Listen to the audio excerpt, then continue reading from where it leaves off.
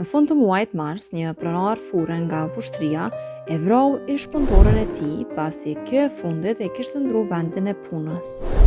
Pra, kishte shku me punu në një furrë tjetër. Më pas, pronari kishte vrarë edhe veten. Ngjarje shumë e rëndë, por jo e izoluar. Pronarët e furrave janë në hall të madh me punëtorët. Në gati se cilën furrë të Bukës në Fushë Kosovë, vren letra të bardha A4 të ngjitura në xham ku shkruan: kërkojmë punëtor. Këto letra të bardha A4 ndodhen edhe nëpër biznese tjera të vogla. Por në anën tjetër, të pa punë ka sa duash. Edhe këta i has gjithandej, megjithse jo me letër A4 para vetes. Si ka mundësi të kemi kaq shumë kërkesë për punë dhe kaq shumë kërkesë për punëtor? Për me na turbullu edhe ma shumë realitetin e fuqisë punëtore në Kosovë, u kujdesën disa të dhëna të trustit që dolën së fundi. Alarmante, mbi 100.000 të punësuar më pak vetëm për 3 muajt e parë të vitit, thoshte një lajm i Infokusit. Kosova i ka 400.000 punëtor. Nëse 100.000 prej tyre e kishin humb vendin e punës, kjo do të përbënte një prej tragjedive më të rënda të pas luftës. Pasojat do të ishin të menjëhershme dhe të dukshme për secilin prej nesh. Do të kishim rënje drastike të konsumit dhe përrjedhoj edhe mbylljen e shumë bizneseve të mesme e të vogla.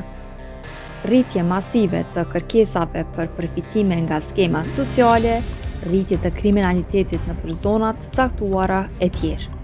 Që ta ilustrojmë edhe ma mirë.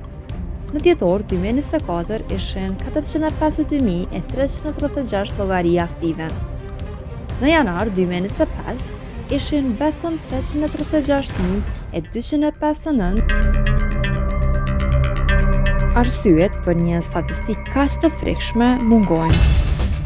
Në anën tjetër, statistikat e tjera të punësimit janë tepër të paqëndrueshme. Sipas një matjeje të publikuar nga ana e vetëvendosjes, thuaj se papunësia ishte vetëm 4%. S'ka birë e bi nëne në Kosovë që beson këtë shifër. Është një rënd që e shohim para syve për ditë. Sidoqoftë, statistikat e çuditshme që na e përkthejnë tamam realitetin ekonomik mungojnë. AZK-ja thotë se shkalla e papunësisë është 10.7%, por ECBS-ju. Dhe çudia është se deri tash s'kemi as kërkesë popullore që të paraqiten fakte të qarta për realitetin ekonomik në Kosovë. Si interesojnë kujt? Kjo na kallëzohet edhe nga reagimi i zbehtë popullor për rritjen e çmimeve të rrymës dhe rritjen e çmimeve të produkteve tjera.